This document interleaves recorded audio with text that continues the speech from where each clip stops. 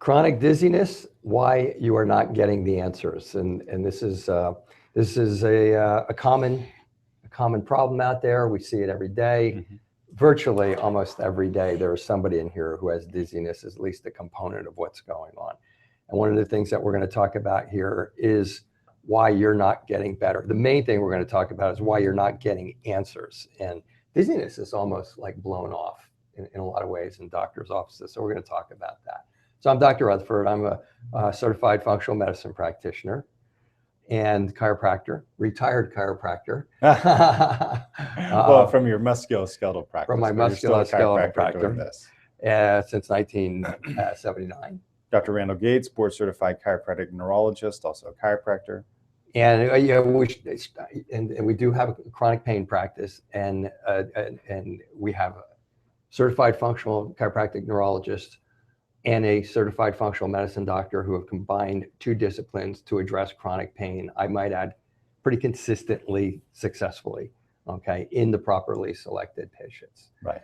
And I wanted to bring that to the forefront because when we got together, the chiropractic neurology world, the center, I would say, of or the core of what you brought here in the beginning when we started was understanding of fight-flight mechanisms, dizziness, vertigo, balance, and migraines was really like the core of where we started with putting our two disciplines together. So the chiropractic neurology world has been all over dizziness for a long time. And just for the viewer out there, it's referred to as functional neurology just because we look at function of the nervous system. We'll talk about it more in this broadcast, how we do rehabilitation exercises for parts of the brain that are not working.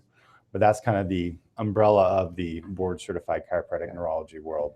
And the long and the short of what we're going to do here over the next 20 or 30 or 35 or 40 minutes or whatever it is, and this one might go pretty quickly, I don't know, is the fact that there are multiple types of dizziness. As Dr. Gates and I discussed just before we started talking on the broadcast, people just have a very difficult time when I ask them, do you have dizziness or vertigo or balance problems? And half the time the person kind of looks at me with a stare because they're trying to figure out how to describe it. And the reason is because, I mean, was there like 18 different types, or there's many, counted up, yeah, or even more?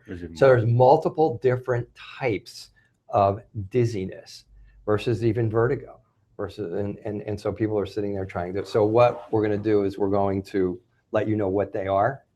We're going to maybe help you to describe your symptoms, because in the end, your symptoms tell us what's causing, or at least it narrows down the part of the brain or physiology that is causing dizziness. And then we're going to go through basically a typical experience of a dizziness patient prior to finding out what their dizziness really is.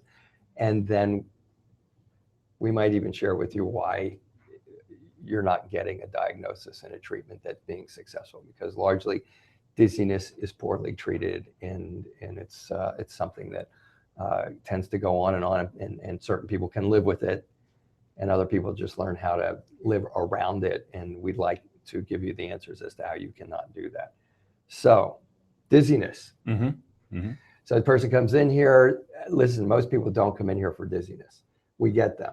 But most people come here, I have fibromyalgia, blah, blah, blah, I'm dizzy. I have peripheral neuropathy, I have balance, I have dizziness problems. I have restless leg, I have balance, I have dizziness problem. I got a bad gut, I got dizziness problem. I got whacked in the head, I got dizziness problems. Yeah, that's the list. So we hear dizziness problems almost virtually every day, and I'm not exaggerating when I say that. So Dr. Gates does, I do the general intakes. Dr. Gates, once the patient comes in and gets evaluated, he does the like the pedal to the metal where the rubber meets the road type of history. Okay.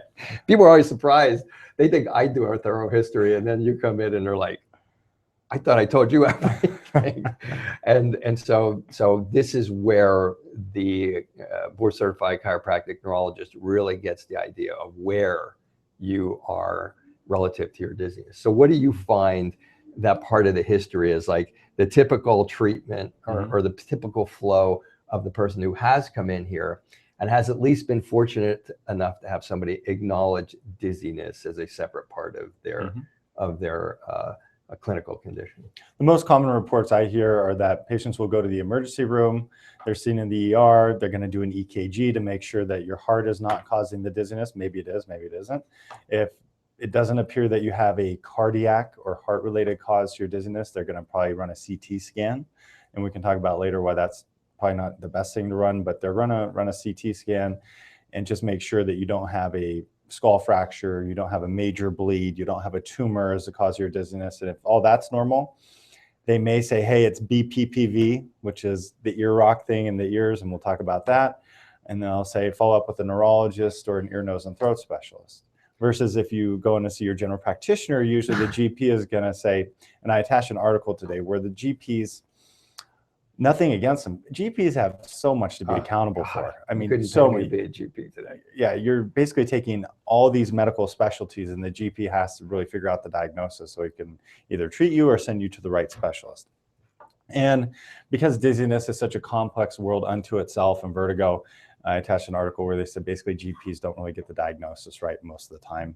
And frequently patients, they'll be referred to a neurologist or an ear, nose, and throat specialist where the GP is hoping that they'll make the accurate diagnosis, or they'll send you to a cardiologist if they think it's cardiac related.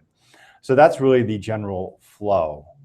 And they're discouraged from making too many referrals, which is also on top true. of everything else. Yeah, and we had an audiologist come out here in must have been February, because we bought a 6-figure machine for assessing the dizziness patient and the vertigo patient, and it is really, really a fantastic piece of equipment for us to diagnose really any form of dizziness or vertigo.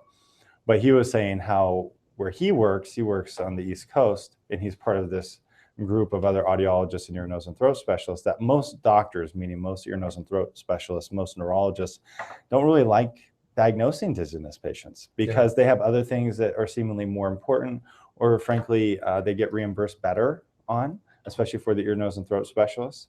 So he was ecstatic when he came to our office because he's like, you guys are actually trying to figure out the problem. We're looking at him like, doesn't everybody try to figure out the problem? But his point was no.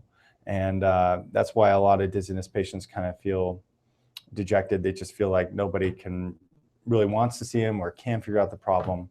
And so they're relegated to this life of just suffering with these symptoms. And we're not knocking, and I just want to make it, we're not knocking any doctors here, okay? We're not. We say it every week, we're not. But we're just kind of telling you the truth as to what we hear, what's going on.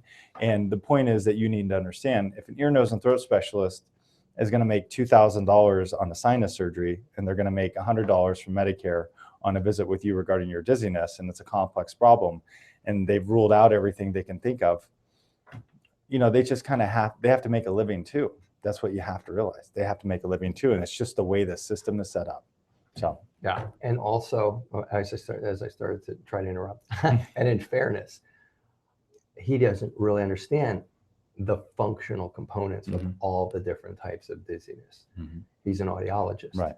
So when you're an audiologist, even if he did understand it, and this guy was a great guy, he helped us to understand this machine. This guy was fun. He was awesome. He was very, very good. He was very bright in his field, but his field is limited by the diagnostic code. So he's an audiologist. What's he going to do?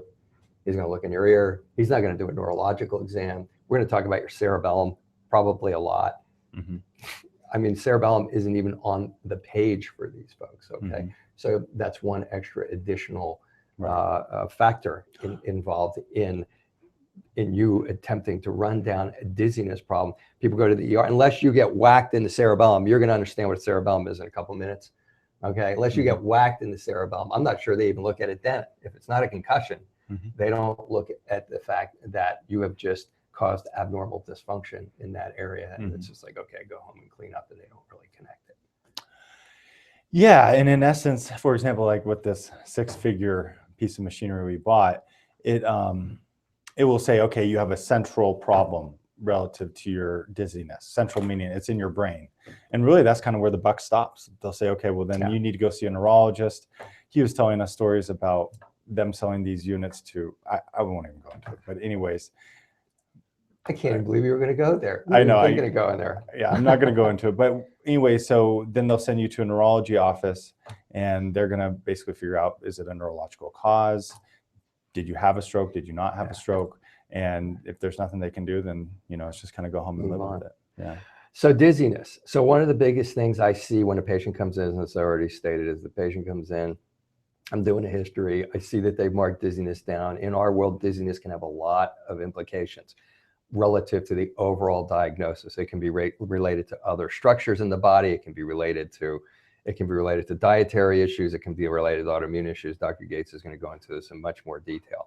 But patients, I say, do you have dizziness? And all of a sudden there's this like, and for those of you who aren't seeing this, I mean, I'm looking up, I'm kind of have that look on my face like, I'm not sure, you know. So why don't you help people to understand what dizziness is?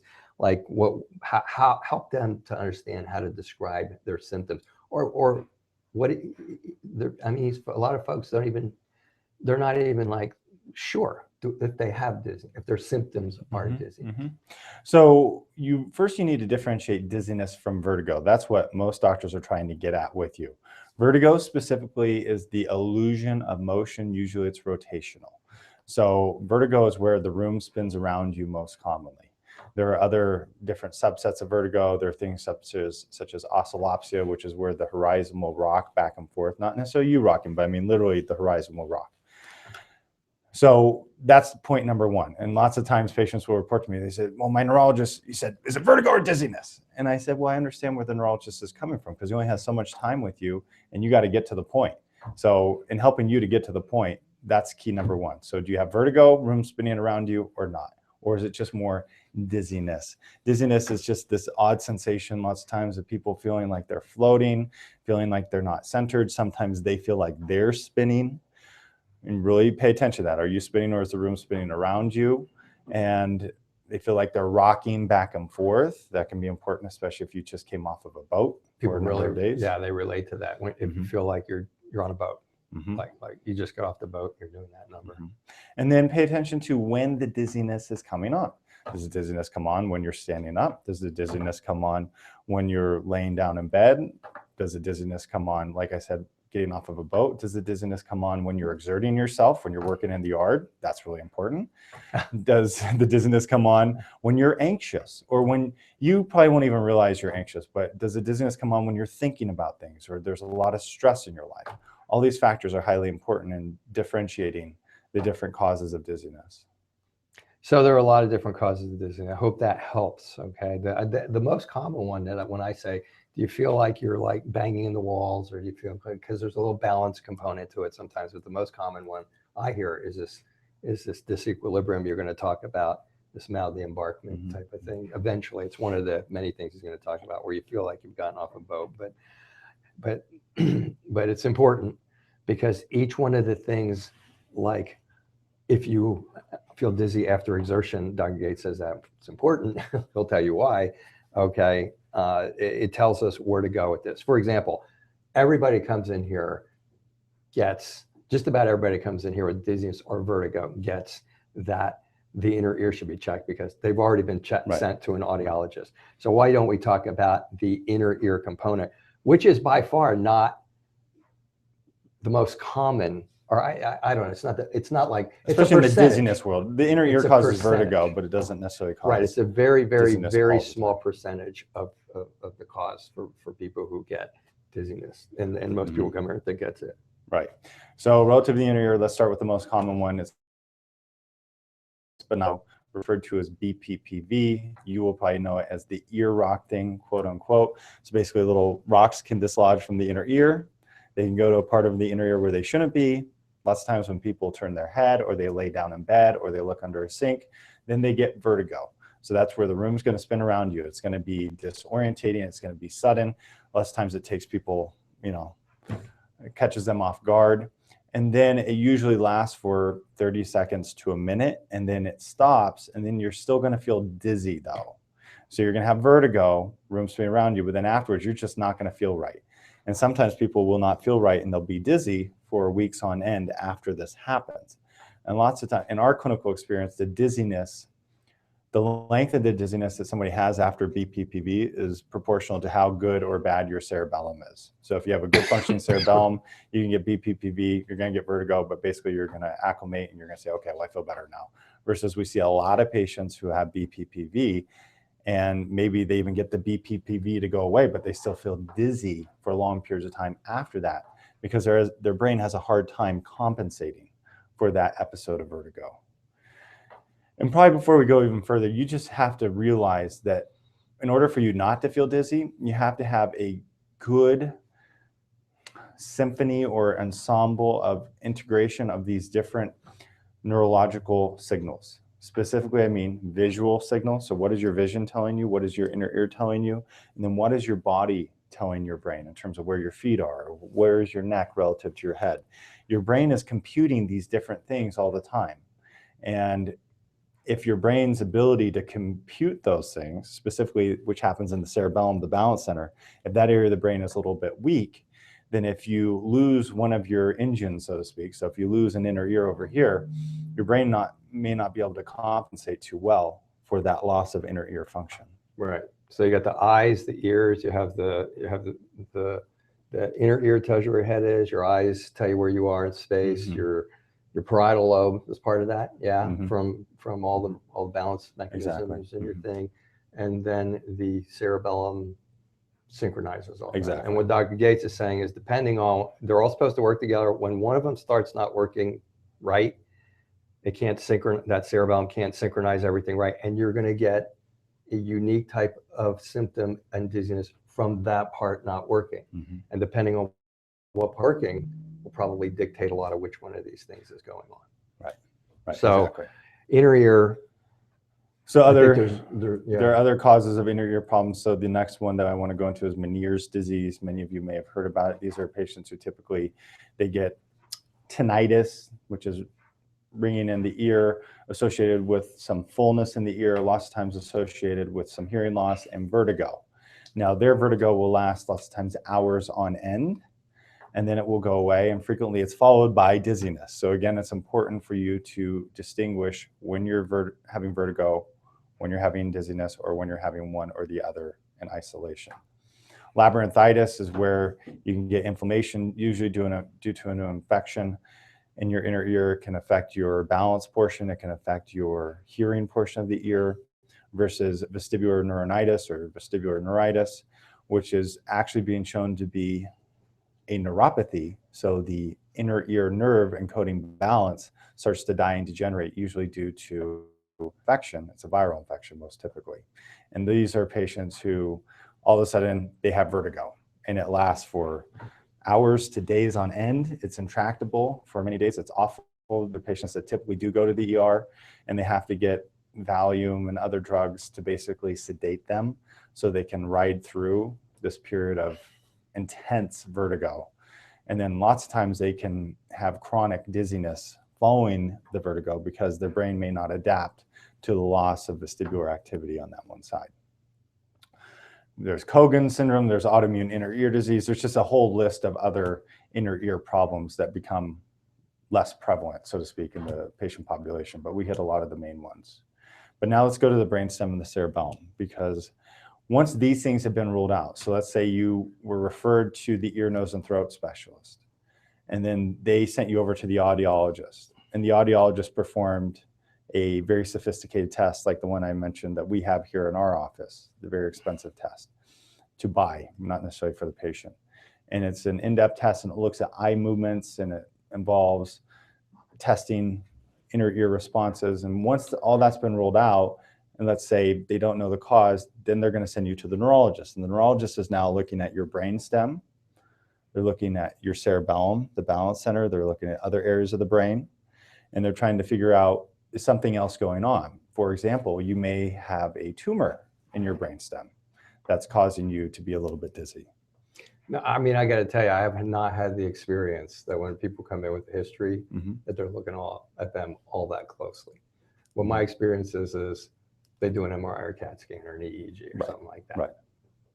I think it's a which they salient will, point. which they'll do to basically rule out these causes. And what I was going to make a point was at the end is like, how do you figure all this stuff out? And certainly we've ordered some advanced machinery, but you just made a salient point, which is, and I think you intended it this way, is we did the sophisticated test, and if it didn't show anything, I went to the neurological exam. Except the difference is you do a neurological exam head to toe. My experience in the intakes of the patients is in, and again, I'm just telling you what I hear every day. Mm-hmm. And believe me, I ask people about this, how were you evaluated? And it's like, well, they did an MRI, CAT scan was all negative. They don't know what's going on. Mm-hmm. So the point there is that you can use a reference on this. It's called Patton's Neurological Differential Diagnosis. And this is it's a fantastic differential diagnosis book in the neurology world. And when you're studying neurology, you get books this thick and they encompass every neurological disease under the sun. But the nice part about this book is the author, he's from England and then he practiced in the States, and he talks about how you have to think when you're evaluating a neurological patient. And more importantly, he emphasizes that in the neurology world before the 1980s and especially the 1990s, they didn't have routine use of CT scans and MRI scans. So they had to examine a patient and figure it out. You probably have heard us say that before. Unfortunately, the way our insurance reimbursement system has kind of developed is that they're forcing doctors now to spend less time with patients and order more tests. That's really where we're going. So neurologists are feeling the pressure. You can go online and read about it. Any doctor is feeling the pressure. So basically, but as it pertains to this, neurologists get so little time with you. That's why they're being gruff when they're saying, do you have vertigo or dizziness? And then they have to order an MRI. They see if anything's on there. If there's nothing on there, then, okay, well, that's good. You don't have cancer. You didn't have a stroke. We're happy to see that. I don't know what's causing your dizziness. Go to physical therapy. And that's really. And then they throw the Hail Mary, please. Right. They throw please and everything. Right. Yeah. So explain that. So that goes back to the BPPV. Once you rule it out, then they're going to say, okay, well, this is the most common cause of vertigo. Most patients can't explain their symptoms. So I don't know if you have vertigo or dizziness, but let's just do the Epley's maneuver, because if it is that, if you do have BPPV, that's going to take care of it. And that's really what we hear so frequently. Again, we're not being denigrating. This is just what we hear, and you got to know the truth. So we're throwing a lot of information at you. Epley's takes care of the BPPV, the ossicles, the crystals in the ear, and that's it. And that's it. Right. It doesn't take care of any of the other 18 or 20 things that we're going to talk about here. Mm-hmm. But if the diagnosis has not been made, it's like, go home, turn your head this way, and slowly turn your head that way. And it's stunning, because a good neurological exam combined with the tools that we have, that other doctors have, okay, that other audiologists have, you can make the diagnosis, or at least know if you need to do an MRI or not. Right. Right. And I just feel that's an important point before you go on with the rest of this, because people are probably thinking, well, how do you tell all the stuff one from the other? And with a good neurological exam, you can tell if somebody has ataxia, which is severe loss of balance, horrible coordination. So these patients can be dizzy. You know, if somebody is walking like they're drunk and they don't really have a horrible inner ear problem, you have to say, well, maybe it's neurological, maybe they have a genetic issue that's affecting their balance center. Maybe they have an autoimmune issue that's affecting their balance center. So that also has to be differentially diagnosed, and you can differentially diagnose that through a good neurological exam. And history. And then Malday embarkment syndrome, one of our favorites. So these are patients who go on cruise ships and they come off the cruise ship and they still feel like they're rocking, and they feel like they're rocking for months on end. So it doesn't just last a week. I mean, this lasts a long time. And we've had some really great results with this. In fact, we just had a patient, she was doing much better in terms of her dizziness, but then we had to recalibrate her brain exercises. She got off a ship and she had this Malday embarkment. So she would sit there talking to me and she'd be doing this, like she was rocking on a ship. And then I would hold her head still, and then her eyes would be rocking like she was on the ship too. And what they've shown is that these patients who have this, their brain needs a reset button, so to speak, to be hit, because it needs to be reprogrammed to integrate the inner ear signals appropriately from side to side. And so you can give people specific eye exercises. When I saw this patient recently, she was sitting like this because we changed her eye exercises to reprogram her brainstem. And you can watch our broadcast on Malday embarkment syndrome. We go into that in length. So that pretty well covers the brainstem and the The cerebellum, there's many other conditions, but I think we hit the big ones. Again, ruling out tumors and strokes is what most neurologists are looking at there. Then we have the cervical spine, the cervical spine. And chiropractors have talked about The it neck, along. for some who may not know what cervical spine is and are thinking of maybe other things. Okay, gotcha. So chiropractors have long talked about, we adjust the neck and then vertigo goes away. And this was oftentimes Made fun of. well Be said. polite. And it's showing that the cervical spine, the neck, can cause vertigo. And I attached a study from the journal Spine, which is the most illustrious orthopedic journal on the planet. And they did a study with cervical vertigo patients, and they found that they have more receptors in their arthritic neck and intervertebral discs to sense motion than people who don't have cervical vertigo. So it's almost as though the arthritis causes the nervous system to grow new connections into this diseased part of the body. And as a result, when these people are turning their head, their brain just gets a lot of information that it's not used to getting. And because of that, like I said before, it has to be a balance of neck information and information from the feet with information from the ears with information from the eyes. So if one of those gets off, then the brain says, what the heck, I don't know where we are. And that's exactly what's happening with cervical vertigo. Now on to dizziness.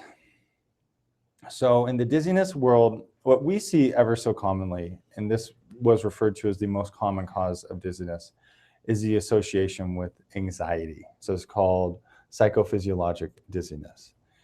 Now, unfortunately, other forms of vertigo and dizziness can precipitate anxiety too. So it becomes a vicious circle. But when an individual is anxious, they tend to get less blood flow to the gray matter of their brain. And when they get less blood flow, then they're going to kind of feel, I don't know where I am. I feel kind of dizzy. And this is, they feel lightheaded. And this can be hard for a lot of people because in our experience, many patients don't really want to admit how stressed out they are or how anxious they are or what they're thinking about 20 hours a day and why they can't sleep because they're trying to be tough. And we come from a society that admires stoicism and people who don't complain.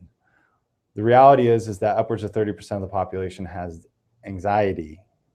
And so it's a very prevalent problem, and that anxiety can precipitate dizziness. And so the first thing you want to think of once all these other things have been ruled out is psychophysiologic dizziness. Now there's this new entity referred to as persistent postural perceptual dizziness, and the acronym is PPPD, which basically is saying we've ruled everything out.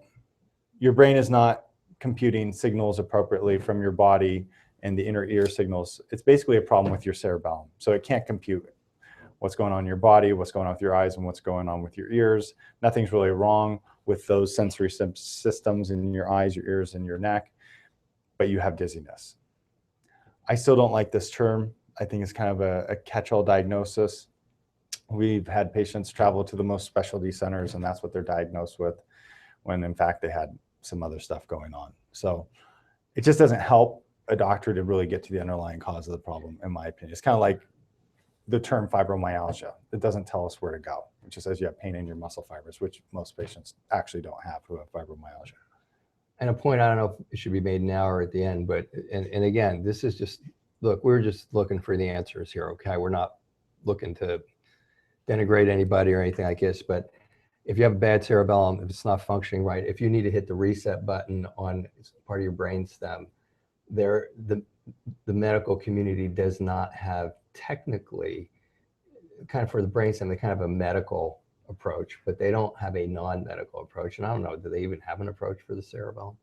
The approach for the cerebellum is to send you to physical therapy, and they're going to do eye exercises, which kind of came from the same references that the eye exercises we use in chiropractic neurology, but we differ in how we use them. So in the physical therapy world, they lots of times try to basically overstimulate the patient. I'm not saying that in a denigrative fashion either. It's just, that's their model. So you're looking at your thumb, you're turning your head from side to side for quite a period of time to help your brain acclimate to your eyes not being able to look at your thumb that whole time. Well, they don't have as definitive an understanding of the brain as a neurologist, a brain surgeon, frankly, a board-certified chiropractic functional neurologist would have. So my observation is that they're kind of like the chiropractor who does a general adjustment on everybody who walks in the door. They kind of do a general cerebellar. I mean, people come in and they say they do like this. If you're one of our cerebellar patients and you do this, it's probably going to make you sick because you probably have a number of other things. Remember, I said people don't generally come in with dizziness. They come in with fibromyalgia. So they might have autoimmune problems. They might have a thyroid that's been undiagnosed. They might have blood sugar problems, all these types of things. And they have them doing this. So the part of the brain called the cerebellum is very sensitive to imbalances in chemistry. So it's so sensitive, they use it for the drunk test.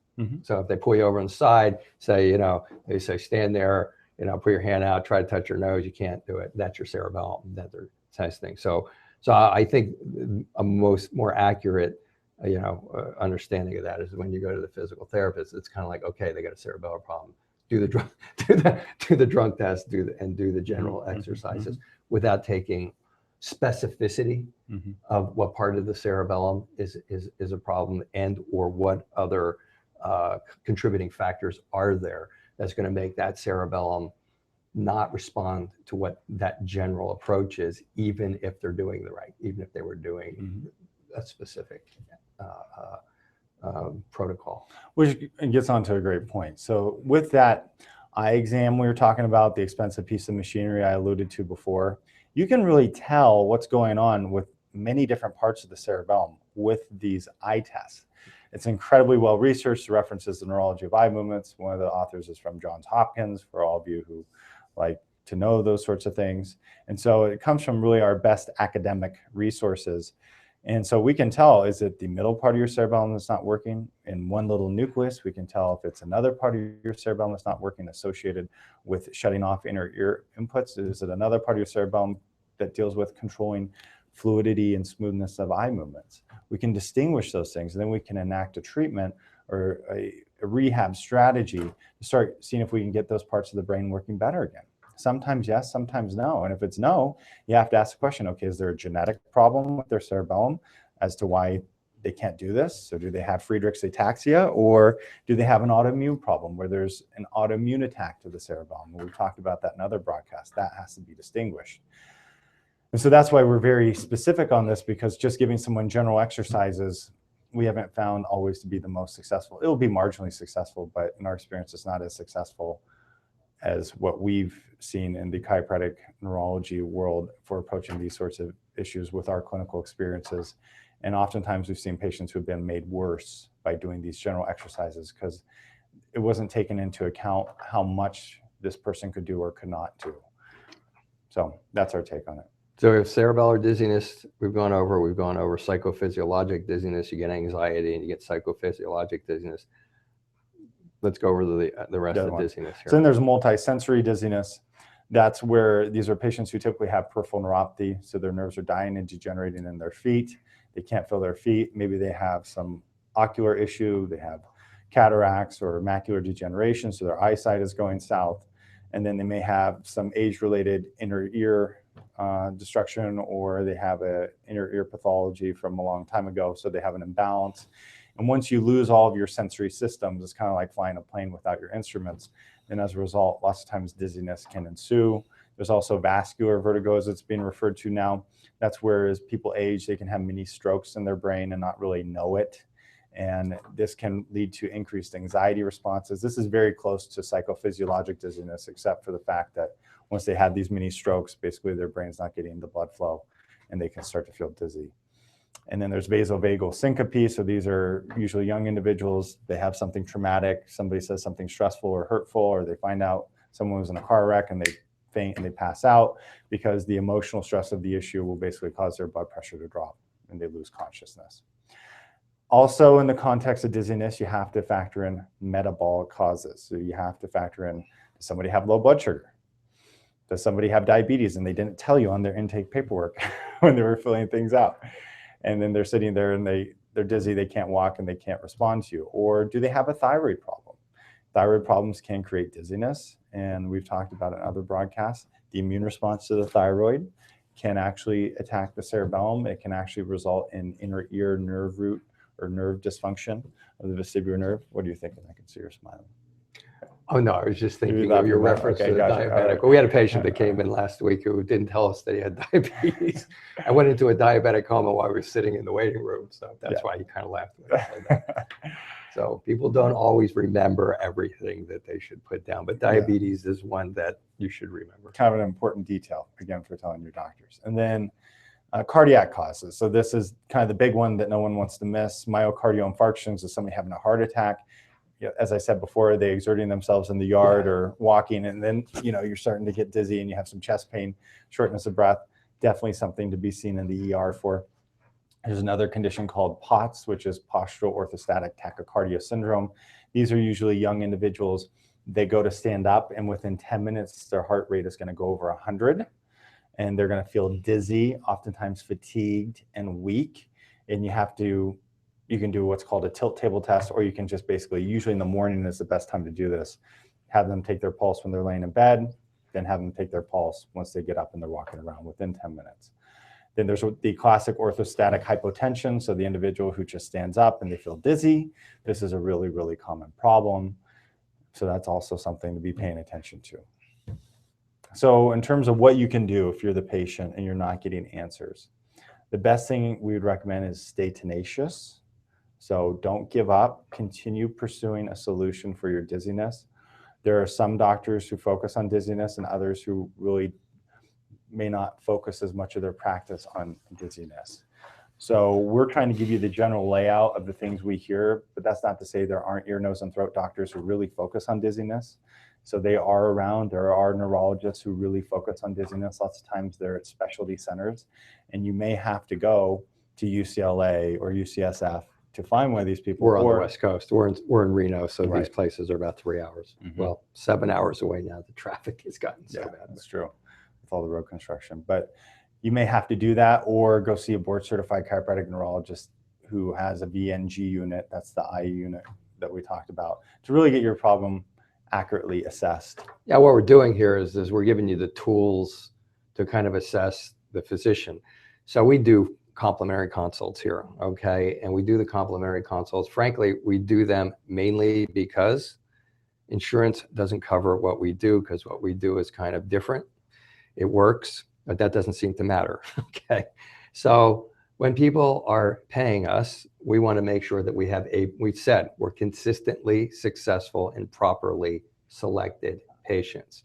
Patients are coming in here. We give them a chance to drill me to see if they think that we might understand what's wrong with them. And I'm listening to hear if they have the type of a condition, and if they're the type of individual willing to do the types of things necessary to do what we need to do. What we're doing here is we're giving you the tools to do that. We're giving you the tools to kind of go in and interview your ear, nose, and throat doctor, or your audiologist, or whoever it is you're going to.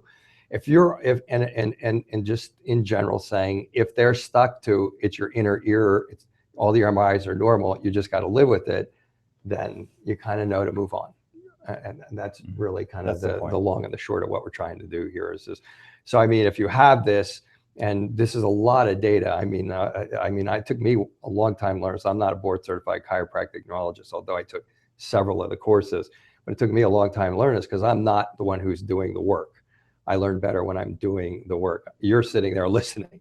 So I would say, review, if you have dizziness and you're not getting any answers, review this a couple of times, take notes, and go to your doctor. I'm not saying bust their chops. This just may not be your doctor's thing.